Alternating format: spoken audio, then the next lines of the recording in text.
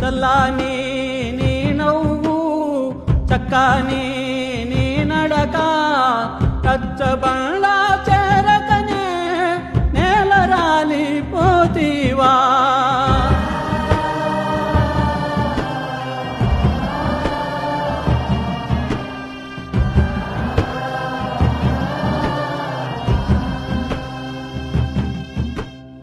అలాంటి చిన్న బీదోళ్ళకి ఇటువంటి సాయం చేసినటువంటి దేవుడు పోయినాడంటే అసలు దేవుడు లేడనిపిస్తుంది.